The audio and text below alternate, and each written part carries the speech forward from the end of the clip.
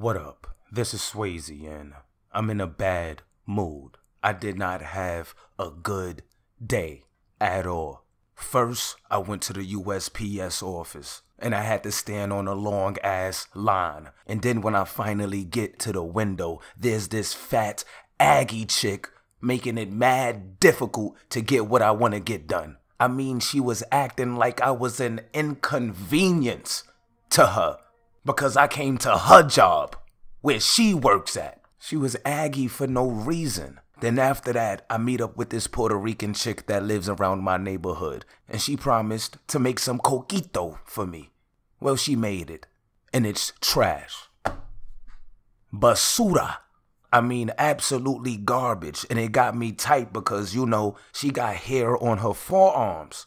She's a true Puerto Rican. I thought she know how to do these type of things. It's sitting in the fridge right now. I don't even want to touch it anymore. She lucky I didn't pay for it. Because if I did, I would have blocked her on guard. So if you know how to make coquito, hit me up. My coquito connect died last year from alcohol poisoning. They said it was too much coquito. But let's get into the topic at hand. First, I want to touch on the two men that were shot on Wednesday and Thursday in separate incidents across the city. Now, a 27-year-old man was blasted in the chest inside of a building near Flatbush Avenue in Brooklyn around 6:45 a.m. The cops say he was taken to Kings County Hospital, and fortunately, he is in critical but stable condition. However, as we hear from time and time again when I read these reports, he was too uncooperative with authorities. Also, around 7:40 p.m. Wednesday, a 32-year-old was blasted in the lower back and torso in the hallway of a building near East 164th Street in the concourse section of the Bronx. Now, real quick before I continue, yo, why does New York Post always say blasted? This guy got blasted in the leg. This guy got blasted in the head. Like, what is that about? But let's continue. The 32-year-old man was rushed to Lincoln Medical Center where he was unfortunately pronounced dead. Now, the circumstances to the shootings are unclear. However, that homicide was Wednesday's only shooting. Now, as you can see, it seemed like New York City slowed down a little bit.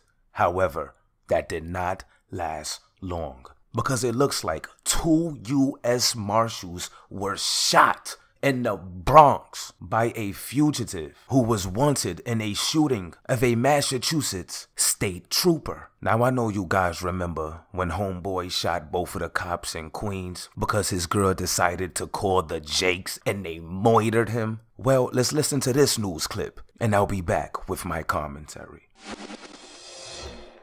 We're following breaking news, a shooting in the Bronx reportedly involving law enforcement officers. It happened around 5:30 this morning in the Wakefield section. CBS News' John Diaz has more. Yeah, police sources are telling me that it was an investigative tip that led them here to this location. Now, this afternoon, the main suspect is dead, another in custody, and 3 officers are recovering at the hospital. Now, police sources say that earlier this morning, a New York, New Jersey regional fugitive task force had a warrant and was attempting to arrest 35-year-old Andre Sterling on Eli Avenue in the Wakefield section of the Bronx. When 2 U.S. deputy marshals entered the house, a shootout began. One officer was shot in his arm and thigh, the other in his leg.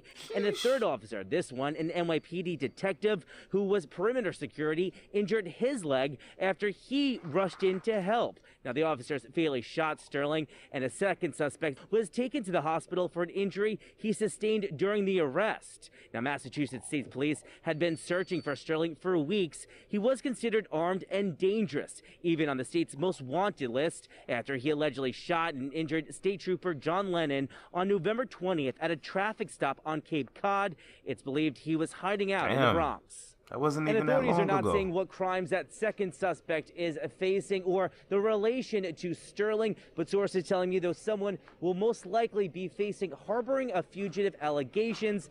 We are also told that all 3 officers are expected to be okay. They're expected to make full recoveries.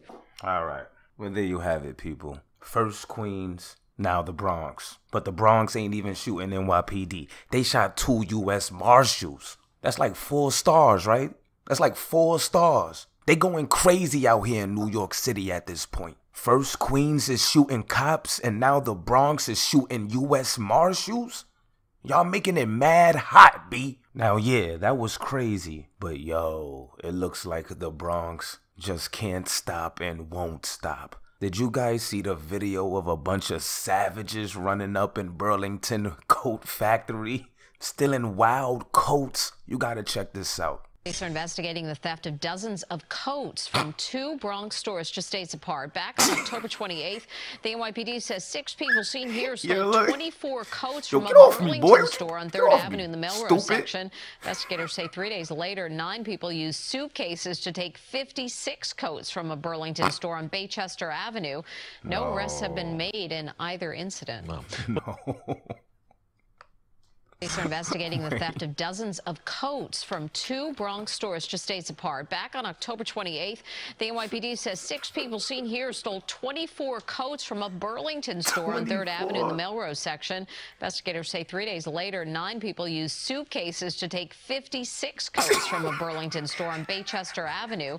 No arrests have been made in either incident. Yo, they wildin'. They stole 24 coats. Wait. Forget the 24 coats. They went inside of a store with a bunch of suitcases and walked out with like 96 coats. What's really good? Like, they don't even care at this point. Look at the video. The security guard had no chance, bro. It was over. They didn't even take him serious. Look at them. Get off me, dummy. I'm leaving with these coats. My baby mama and her friends said that they need coats. Get off of me. And you know they gonna sell those coats, right? As a matter of fact, didn't they do this like a few weeks back in the Montclair store? Or am I bugging out? Look, don't quote me on that, but I believe that they did this same thing in the Montclair store a few weeks ago. No funny, if you one of those niggas that hit that Montclair store, hit me up, you heard? We needs that over here. But just when you thought things couldn't get any crazier during this week, it looks like a man was shot driving on the Belt Parkway by Starlight City in East New York, Brooklyn. Now I'm gonna show you this clip real quick. Check it out. Breaking news happening in Brooklyn, where police are saying a man was shot while driving on the Belt Parkway. And now investigators are trying to track down the shooter. CBS 2's Corey James live in Canarsie right now. Corey. And Maurice and Christine, this has created quite a mess on this wet and Friday afternoon, especially as many people are trying to travel along the stretch of road to head home from work. But take a look behind me. You can see the vehicle that is involved. It's right behind this NYPD tow truck that just arrived moments ago. We're told it appears that that driver was shot and crashed his vehicle into other cars along Geneva Loop and Pennsylvania Avenue here. Take a look at this footage so that gives you a better and closer look at the damage left behind from the impact that involved more than one car. Damn. But it is this car where you can see a gunman peppered this black BMW with bullets, leaving marks on both the driver's front and back doors. Authorities say that 22-year-old driver was traveling eastbound on Belt Parkway when someone opened fire on him. He then managed to get off the Parkway at exit 13 before crashing, hitting at least 2 parked cars. One of those vehicles, believed to be driven by the victim, also had its airbags deployed because of the hard collision. That man, though, was shot once in the back and taken to Brookdale Hospital, according to investigators, and he is expected to recover. But back here live, you can see this black Audi sedan here. That's the driver of this crazy. vehicle just arrived moments ago. He was collecting things out of his car. He said he just got off work when he saw his front bumper torn off and on the sidewalk. And he also said he just got this car about a month ago, and he believes he will likely just have to get a new one because it's totaled. But again, this is just a look at that drive-by shooting that started on the Parkway, then ended here in this area. Multiple cars at this time. There is no description of the shooter or shooters. And at this time, we also do not know if this is the result of road rage, if it was targeted or random. We're live in Canarsie, Brooklyn. Corey James, CBS 2 News. Okay. You know what it was. It was the woos versus the chews.